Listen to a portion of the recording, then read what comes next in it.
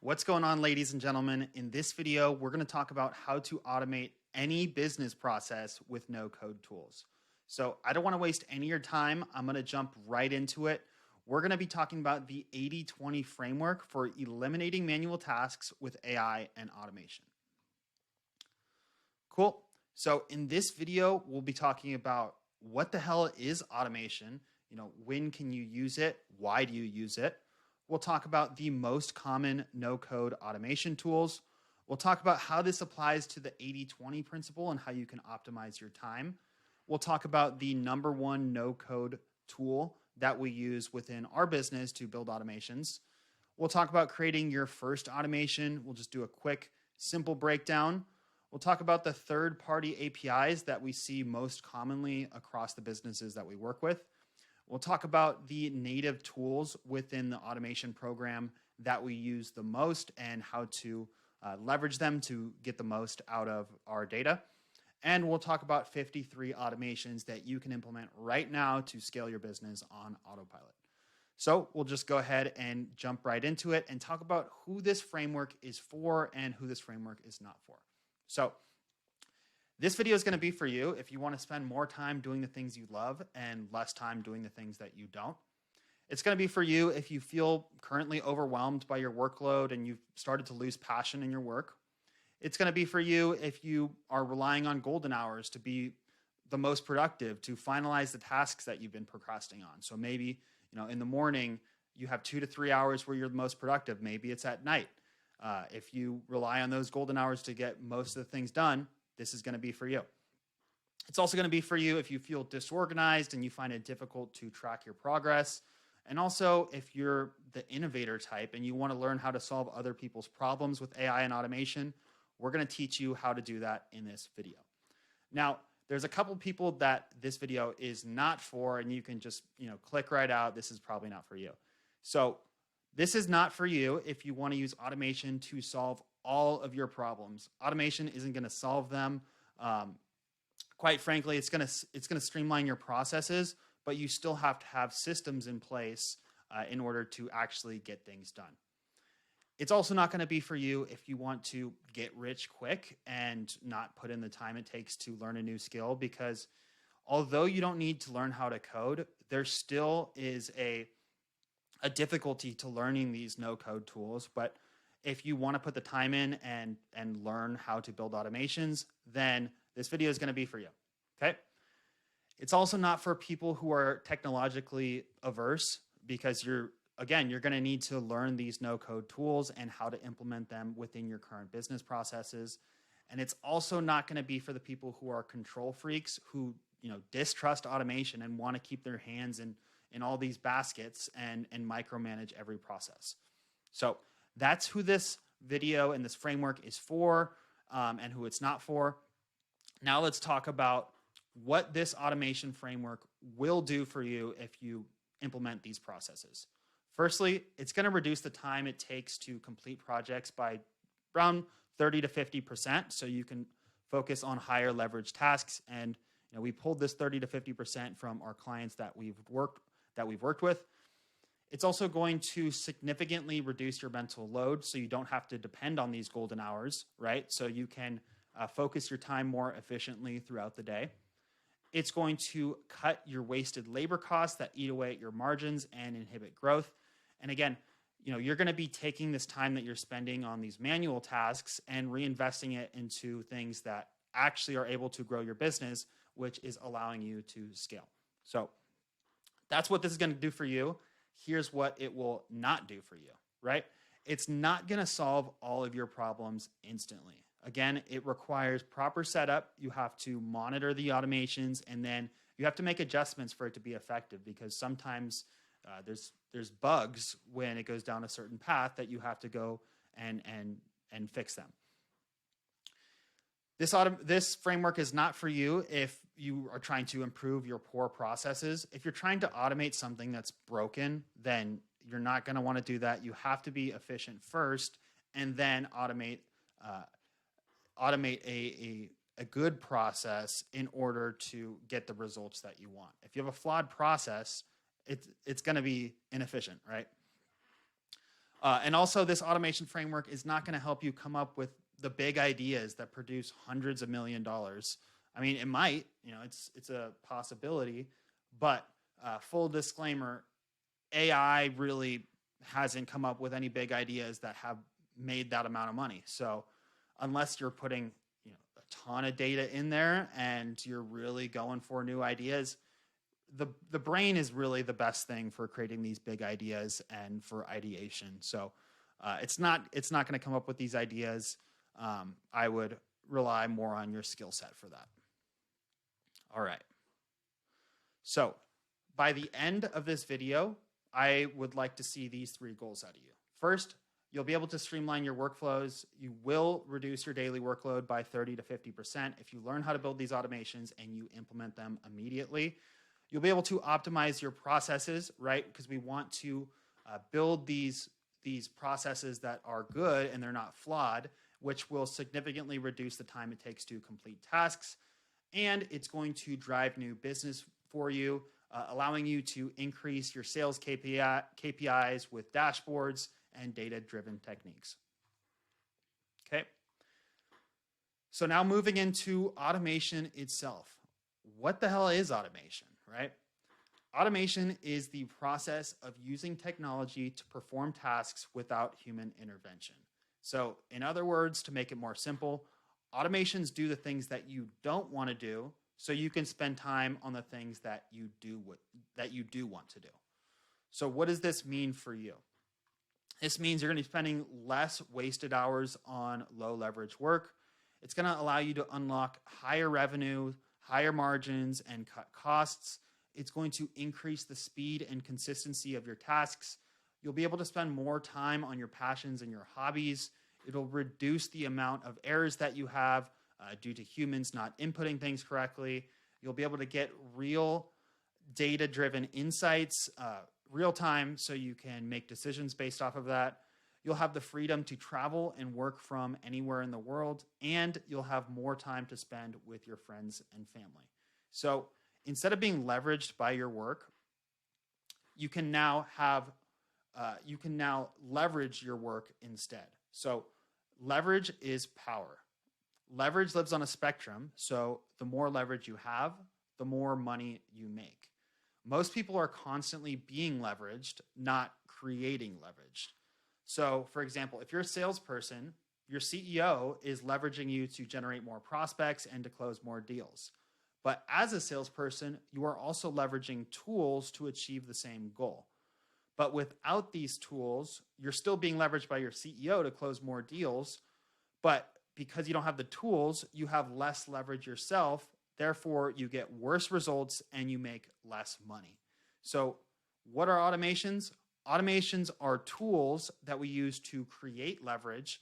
And in turn, this has a direct correlation with the amount of money that you make. Okay? So now I want to talk about the 80-20 principle because this applies to automation and processes in general. So this is a universal truth that 80% of results come from 20% of your efforts.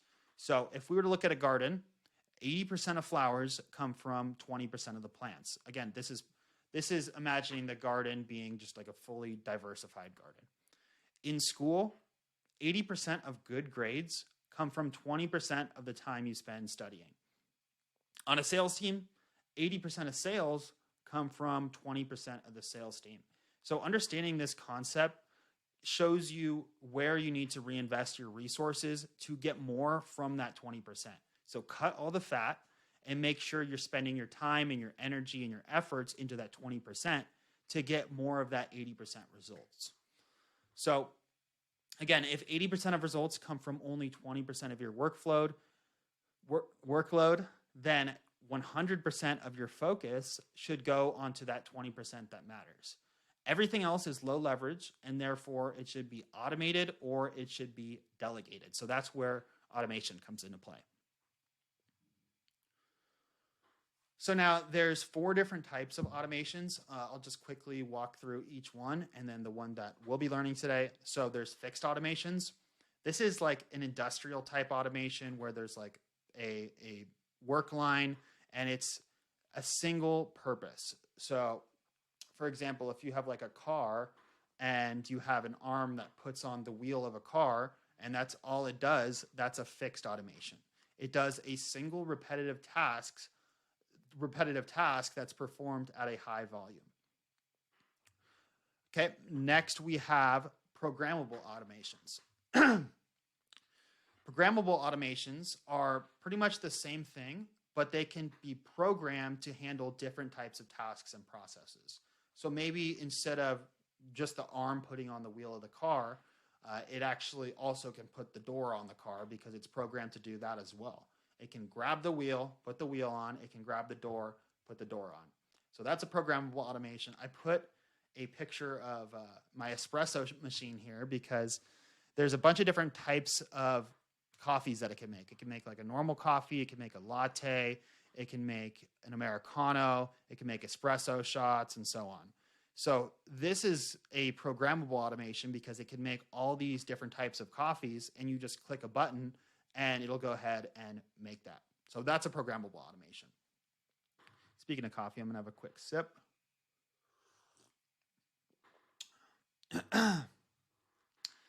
Next, we have flexible automations.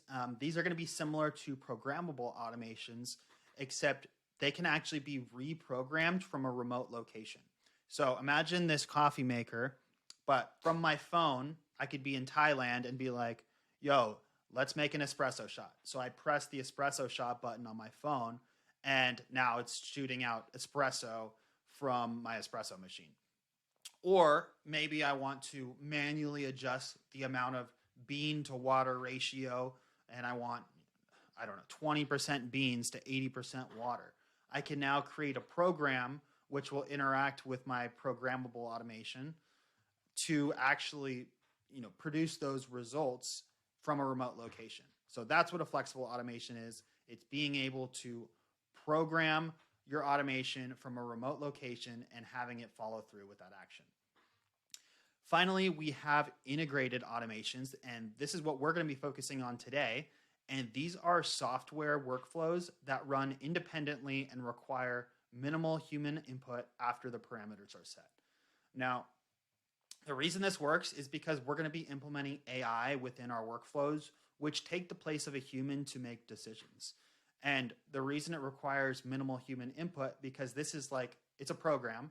So every single time it's going to be making the same type of decisions. It's going to be trained on data, and it's going to give you an output that is very predictable, even more predictable than what a human can output. Cool. So that's integrated automations. And so now how we use this is we build these integrated automations to help businesses. So there's two different no-code tools that we mainly use for our projects, and we'll talk about which one we use more often. So first off, we have Zapier. This is probably the most widely known no-code automation tool. It's super beginner friendly, super low barrier to entry. You can probably learn it in about 30 minutes. It integrates with over 3,000 apps. It's pretty ideal if you have a simple or a moderate workflow within your business that you're trying to automate. The one caveat is it's pretty expensive when you compare it to make.com, which we'll talk about in a sec. So for 750 tasks, it's about $30 a month. And in comparison, we have about 10,000 operations for $10 a month over here. So this is a bit cheaper. This is what the user interface looks like. So this is called a zap. And there's this trigger, and there's these actions off of the trigger. And it's very linear, whereas you can get a bit more complex in make.com. So with Make allows you to build complex workflows with conditional logic and branching, and it has built-in data manipulation techniques for advanced data transformation. You also have custom webhooks and APIs, which Zapier now has integrated custom webhooks and APIs. So similar in that sense, and it's also cheaper. So we tend to prefer to use make.com just because of the complexity of the automations that we can build and the cheaper price for our clients.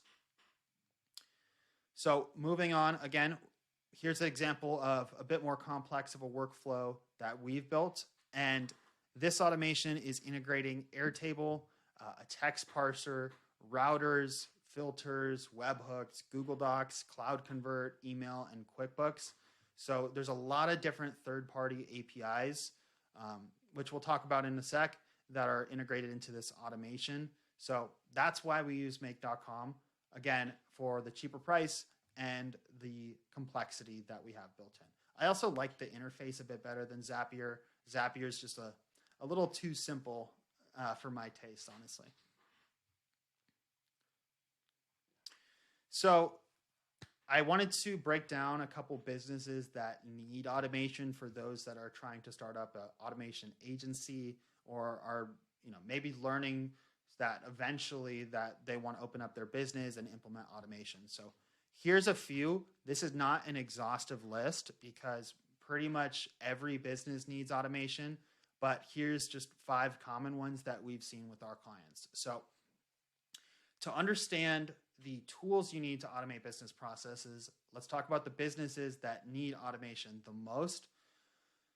If you implement automations for these 5 businesses, you're going to save thousands of hours and you're going to make thousands of dollars. It's very, very lucrative, right? So first off, we have creators. So creators are anyone that markets through social media, Instagram, TikTok, LinkedIn, whatever you have. And a lot of small businesses do this because it's cheap to market on social media and they have digital operations that can be streamlined. So they have a tech stack that we can connect together with these automations. So these are really good prospects to look at. Next, we have startups. Startups are always looking to scale as quick and efficiently as possible. They want to maximize their margins and reinvest their dividends into their business. So startups are looking to move fast and they're looking to move quick. And that's the bottom line with automation. You're able to move fast and quick. Next, we have e-com companies. E-com companies have a bunch of manual tasks like order processing, inventory management, tracking, and customer service. So we could build out solutions for e-com companies. We have any sort of online service provider or service provider in general. A lot of times they'll have manual scheduling, they'll have invoicing, client and employee onboarding, and then sometimes we're actually able to streamline their fulfillment process. So service providers are a good ICP to look at. And then finally, we have enterprise organizations, which are probably my favorite because enterprise organizations are typically very old school. It takes a long time to implement new things within the business, and even a small automation can lead to a massive ROI.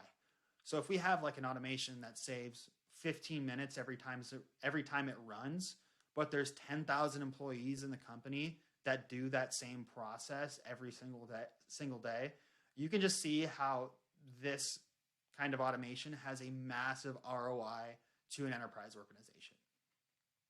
And it's minimal input for your business because you just put together a few nodes and you're good to go. Okay. So now that we talked about that, let's just talk about some key terms to break down just so you understand before we get into the nitty gritty of building an automation. So in make.com, we have a scenario, which I'll show you in one sec. Scenario is pretty much another word for an automation or a workflow. So when you saw the nodes that I had before, the full thing is considered a scenario. We have a module, which is an individual piece of an automation. So those are like those circles that we see within an automation. Every single one of those circles or those nodes is a module. We have a trigger. A trigger is the first module in an automation that starts off the rest of the scenario. So if this happens, then this happens. Well, that first thing needs to happen to trigger the rest of the scenario. We have actions. Actions are what are triggered by the trigger. So that's any module downstream of the trigger. We have routes. So if we have an automation that starts off with a singular route and then splits off into 2, each one of these is considered a route. We have an API, which I kind of touched on earlier, But what an API is it stands for Application Programmable Interface, but that doesn't matter. It's basically a bridge that allows software to communicate with each other. So if we have, let's just say, Airtable, and we have, we'll just say Google Docs. Google Docs and Airtable can communicate with each other because they both have APIs. So make.com bridges those two APIs together. And lastly, we have dynamic fields, and these are fields that change according to a module's output. So let's just say Airtable, in one scenario, it outputs the number 1, but in another scenario, it outputs the number 2. Well, Google Docs can pick up that 1 in the first scenario, and it can pick up the 2 in the second scenario because that 1 and the 2 are stored in a dynamic field. You'll see what I mean in a sec. I know it's kind of hard to explain just from this standpoint, but when we build the automation, you'll see what I mean. Okay? So now let's build our first automation. So I'm just going to walk you through in terms of screenshots because this is going to be a pretty simple one. But first we're going to go to make.com and we're going to create an account. So this is what the interface looks like. Next, you'll be dropped into this dashboard here, which is going to show you your operations, what plan you're on, your organization settings. So if you are an automation agency, you're going to want to get these organization details from your client, have the organization shared with you. If you're a business looking to outsource an automation agency, you're going to want to share this with your client, with your vendor. But next, we're going to want to go to create a new scenario. Again, this is creating a new automation. We'll add a trigger. In this case, let's do a basic trigger. And this is just going to run the automation as a trigger every single time we click this run once button.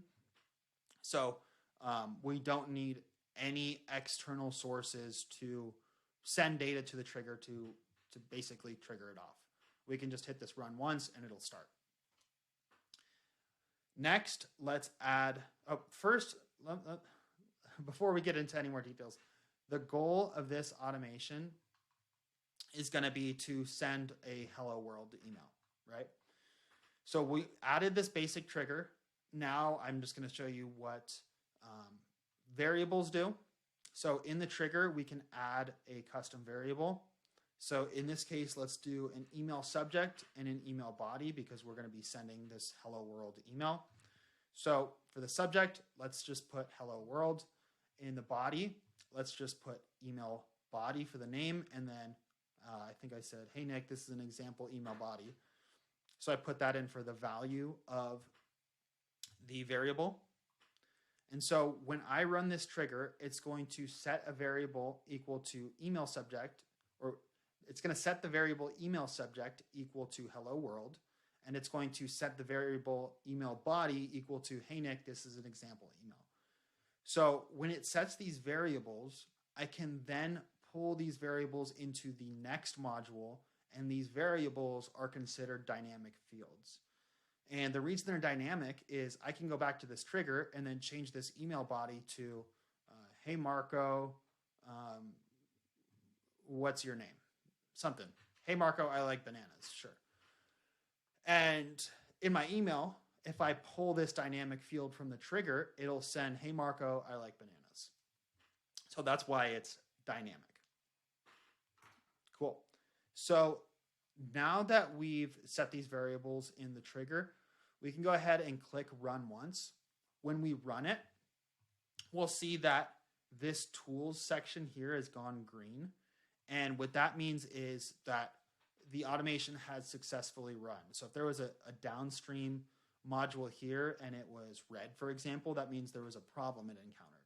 But when it's green, it means it ran successfully. So we clicked run once, it ran successfully, and then now we can see what the output is by clicking this little icon labeled as 3 right here. So when we click this, it's kind of hard to see in the video, but essentially we can see that right here we have the variable set email subject and it's equal to hello world. And we have the email body and it says, hey, Nick, this is an example email body. So everything looks good there.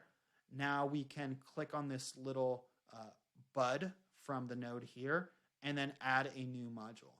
So in this case, there's email modules, but we decided to use Gmail for this example. So we opened up Gmail and we chose the send an email action. And we grabbed those dynamic fields from the trigger and put that in the subject and the content of the email. And we just added our email address here. If we wanted to go back and create another variable for email address in the trigger, we totally can do that, but for this example, we didn't. So this dynamic field, email subject, again, is being pulled from the trigger, and this dynamic field, email body, is being pulled from the trigger. And if we were to change the trigger to a different type of email body, then it would output something different here. So now that we have that done, if you click run once, it's going to go ahead and send an email. So this is what the output looked like. It said, hey, Nick, this is an example body, and then we see the subject line was hello world. Now, I realize the elephant in the room is this automation is extremely simple. How is this actually going to provide any sort of real world value and help my business? Once you understand the basic building blocks of automations, building complex workflows is now honestly really easy. It's the same concept, but instead you're just going to add more modules. The secret sauce is in identifying your current bottlenecks and having the know-how to solve those problems with automation. It's understanding the third-party API capabilities and the native tools within make.com, then applying those benefits to streamline your business process. So that's where the true value lies. And in the next two modules, I'll talk about these third-party APIs and the native make tools that you're going to be using. And once you understand those, you can build any sort of complex automation that you want. So without further ado, here are the most common third-party APIs that actually drive value in a business sense. So again, this is by no means exhausted, but exhaustive. Gosh, I'm exhausted apparently, I can't read. But these are some of the top tools that we use in our business for our clients. All right, so the first one is Stripe. So with the Stripe connection, we're able to send payment links. We're able to send invoices, trigger automations when payments are made. So this one's super useful. We use Stripe in our business, so we have a bunch of different automations that use the Stripe connection. We have Twilio here. Twilio allows you to send text messages and trigger automations from text messages. So maybe you have a text message that's sent out, and if you reply a keyword like leads or something like that, then it responds and sends you a lead magnet or something. I don't know. I mean, the use cases are pretty endless with Twilio, but you can send and receive text messages and trigger automations. That's the bottom line. Next, we have Airtable. I like to describe Airtable as like Microsoft Excel, but on steroids. You can create, search, sort, and delete records with this connection, which you can't do with Microsoft Excel. You can't search through your different rows and find specific data and then get the row. So that's why I prefer Airtable as the backend for a lot of the automations that we build. Next, we have Google Drive. I'm sure you're familiar with Google Drive. You can create documents, use templates, store and download files, and then move them within Google Drive. Pretty much anything that you could do manually in Google Drive, you can do through an automation. We have CRMs. This is HubSpot right here, but most CRMs have an API that we can use for automation. So we use this to track the customer journey in the pipeline and then automatically follow up with prospects based on where they are at in the pipeline. Like we'll set a status, and as soon as the status is changed or is equal to a status that we're looking for, we can follow up with a prospect. We also use Cloud Convert a lot. Bottom line with this one is you can convert files between different file types. So if you have like a doc, you can convert that to a PDF and then send it to a customer. Next, we have Zoom. This one, we don't really use Zoom anymore because now we use Google Meets, but this is super useful if you're downloading Zoom recordings and you do use Zoom, and it's useful for uploading recordings as well to Google Drive or transcribing meetings or taking notes. Next, we have ConvertKit. A lot of times companies will use Beehive or another newsletter platform, but essentially, like let's just say someone no-shows a call. Well, we can now add them to our newsletter or an email sequence with an automation just because they no-showed and we don't have to touch anything. Next, we have the OpenAI module. This allows us to integrate AI within our workflows. This can include text, it could be audio, video, or even image processing. A lot of our customers are really stoked when they see that we can now process an image and say exactly what's in the image. So there's a ton of use cases for this now. We also have Calendly. This is used for booking calls. We primarily use it to trigger automations when someone books a call with you, specifically for adding lead information into our CRM and notifying appointment setters of when calls are booked so that our appointment setters can then reach out, give them a cold call, and basically increase our chances of closing the deal. Next, we have Bubble. Bubble we use a lot of the time as a front end for a lot of the automations we build. So we have a front end and a back end. Bubble sits at the front end to basically be your website and make your application look beautiful. And then we have make.com and we have Airtable pretty frequently on the back end to do all the processing. And finally, the last third-party API we use a lot is Slack, but we can also use WhatsApp or SMS to do any sort of like internal comms, create Slack bots, trigger automations with keywords, and then send messages within Slack. So a lot of businesses use Slack for their internal comms, so that's why we added it here. Cool. So those were the third-party APIs. Now let's talk about the commonly used make.com tools. So these are built directly into make.com.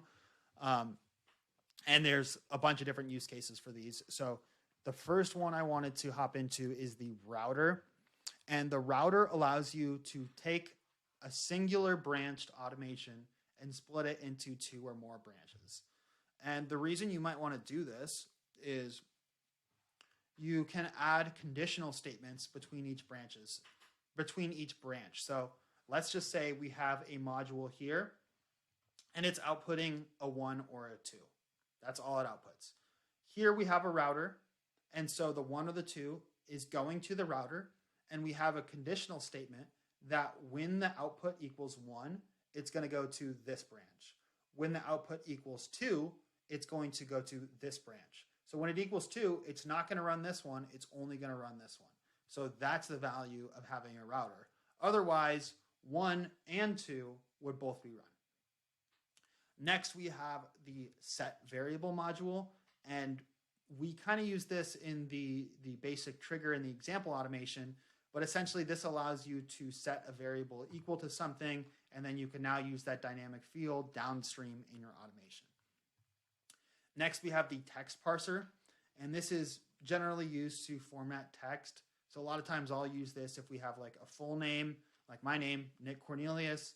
Now let's break that down into just Nick and output just Nick.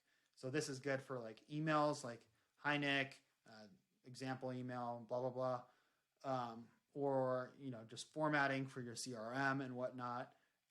But there's a lot of different patterns that you can use. It's not just splitting text. You can also replace text.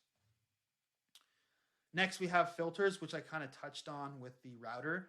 But this allows you to add conditional statements. And when a particular conditional statement is met, then the route will continue running. If not, then it will stop at that filter. Next, we have data stores. Data stores allow you to store, retrieve, search, and delete data from a built-in make.com database.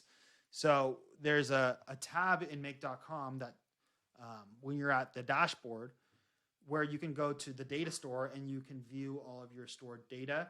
Well, you can use the data store within your automations to store data between different branches and also between different automations. So you could have one automation that stores the data, another automation that retrieves the data. So that's pretty cool. Next, we have the JSON module. JSON is really used as a data structure format. So it's useful when you're transferring large amounts of data. So instead of sending, let's just say 50 pieces of data through a webhook, you can send one piece of data through a webhook and then parse that data out from the JSON format and then use all 50 from there. So it's more of like a efficiency thing with JSON.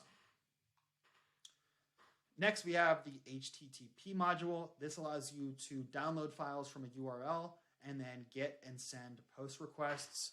A lot of times I'm posting data to a URL. So I'm sending data from one automation to a webhook. A webhook pretty much receives that data and then instantly triggers an automation. So that's what a webhook is. Next, we have the array aggregator. This takes a bunch of individual text data and points it into an array. So instead of 20 pieces, it's kind of like JSON, but this is only text. Instead of 20 pieces of text data, we can have one string of text data with an array aggregator. We also have the opposite of the array aggregator, which is the iterator, and that takes the string of 20 pieces of text and then it breaks them up into 20 individual pieces of data. So that's why you might want to use an iterator.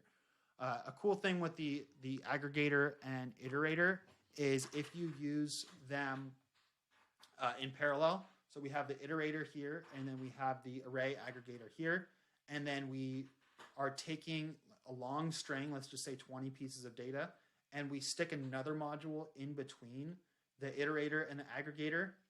Since every single time it's running through and then parsing out one piece of data from the 20, that middle module is also going to run 20 times.